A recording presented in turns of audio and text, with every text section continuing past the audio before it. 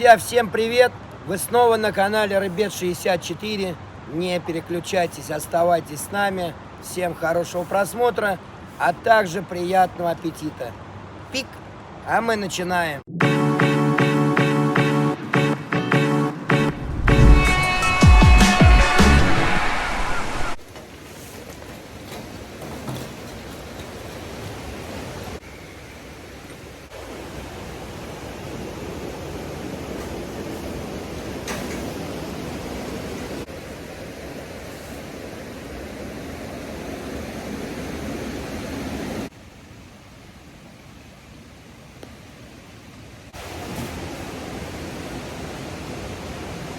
Друзья, вкратце обзор нашего ролика сегодня.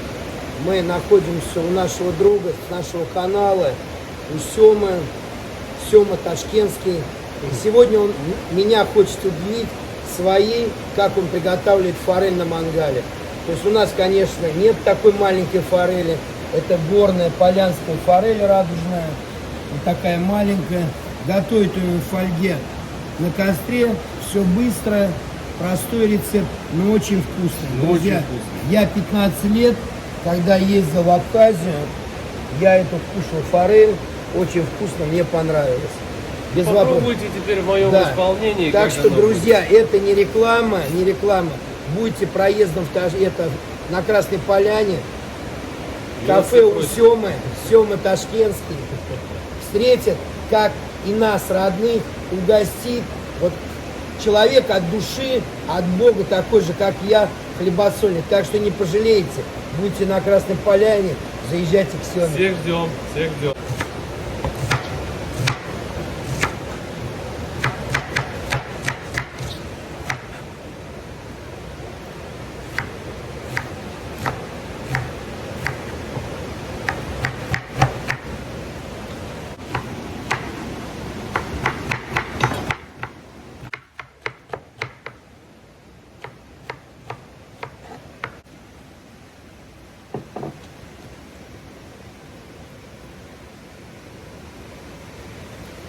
Этому рецепту научил меня один мой близкий приятель.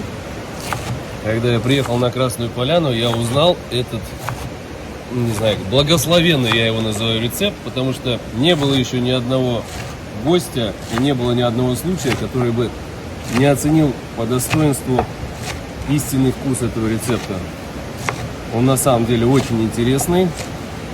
Зелени нужно брать как можно больше всякой интересной. Ну, мы используем сегодня кинзу, лучок, укропчик, немножечко петрушки. Сливочное масло, помидор и репчатый лук. Неважно, красный или белый. Но вот это три основных ингредиента данного блюда.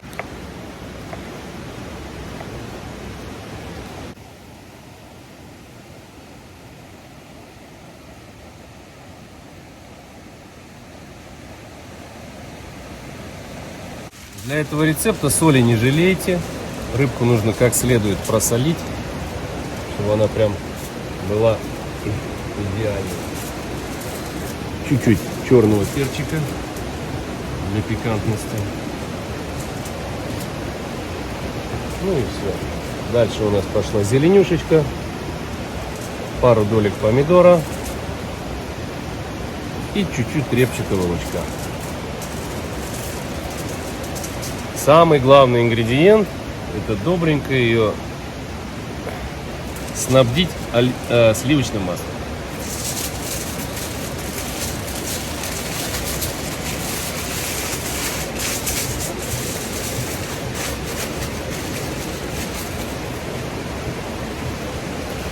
Краешки рекомендую вот таким способом закручивать.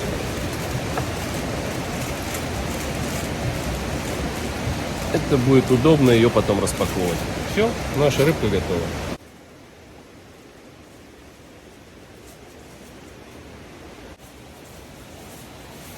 Фольгу желательно толстую применять,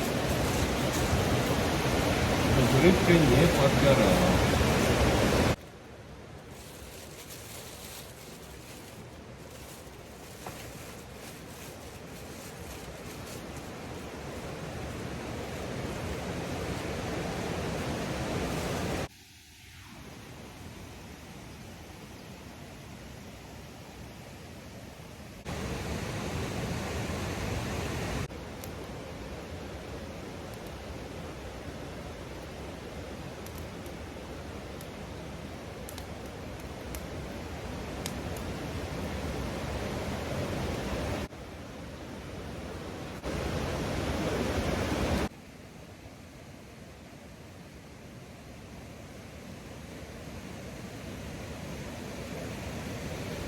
Помидорки нежные, их пережаривать мы не будем. Мы их так чуть-чуть подвялим, скажем так, да, на огне.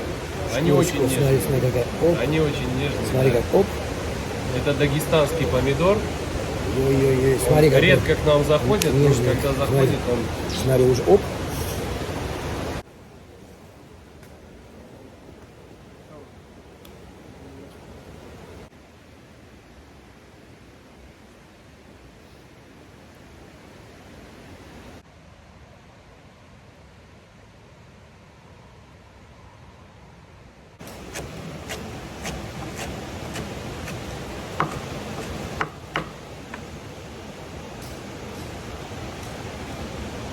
кинза в этом салате самый главный ингредиент. Да, это сок со всех овощей, то, что у нас осталось.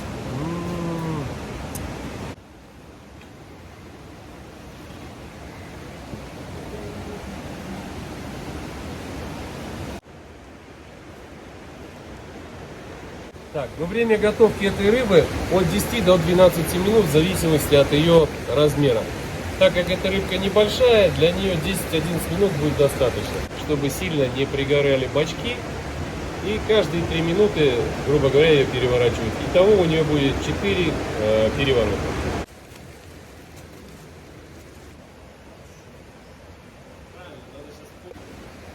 Птички поют, водичка течет. Компания друзей. Это самый основной фактор, я Да, считаю. вода журчит, птички поют. Вот сейчас в горле такой кислород, да, насыщенный такой воздух. И когда готовишь от души и для души, всегда получается хорошее. Однозначно блюдо. будет все вкусно. Все, мы работаем. Работаем.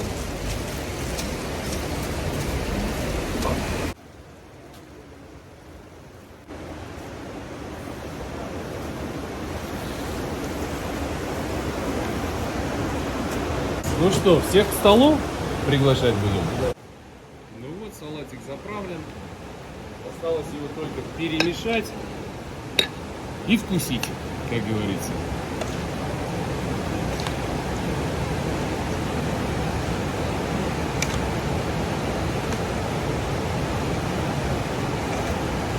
Порог, смотря от него, как от тепленького поднимается. Это салат действительно надо кушать теплым. Армяне его называют хорвац, а в простонародье это аджаб сандал. Это на азербайджанском. Ну, я не лингвист по образованию.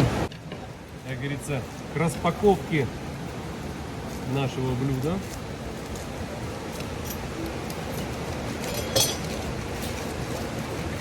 Ох, эти ароматы, если бы можно было передать через камеру. Ее можно сделать как тарелочку вот такую из фольги, то бишь, если вы находитесь на природе, как и мы. И вот у вас готовая тарелочка, из которой вы можете кушать эту рыбу.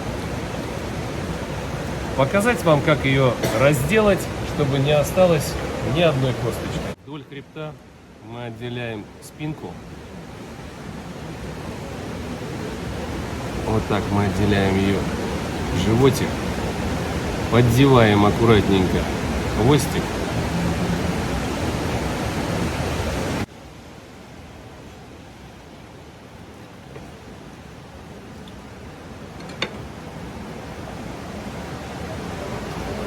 Кстати, готовность рыбы вы можете определить по ее глазам. Если вы видите вот такие белесые абсолютно глаза, ваша рыбка готова.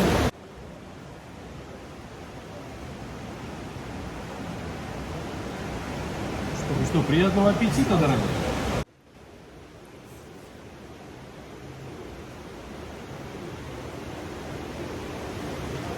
Одни эмоции.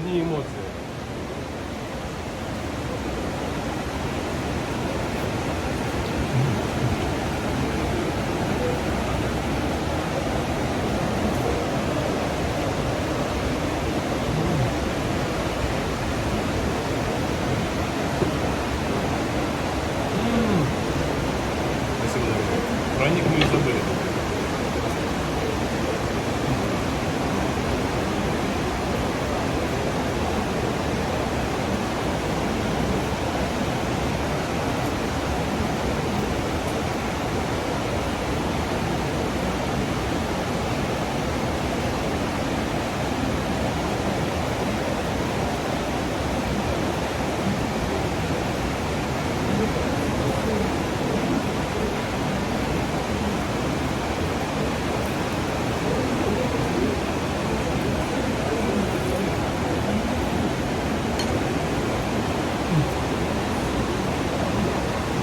Песня.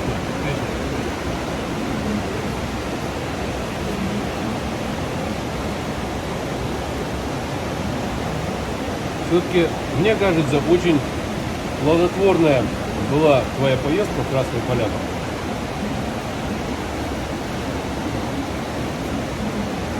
Много мы вкусного с тобой попробовали.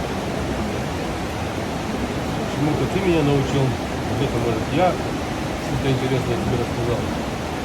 Сколько что-то. Пожелать только теплые слова. Это самое главное. Счастье, любви, уют в ваших домах. Самое главное, всегда желал и буду желать. Это здоровье, мирного неба над головой. Здоровье нашим родителям и детям. Ну а дополнить меня. Абсолютно присоединяюсь к словам Алексея. Все, что он сказал, как говорится, из песни слов не вынуть, и все по делу. Счастья, здоровья, любви, любите кушать, любите встречаться, любите готовить. И приезжайте к нам в гости. Низкий вам поклон, друзья. Мы вас любим, ценим, уважаем. Где бы мы ни были, мы будем встречаться и проводить вместе также время на природе.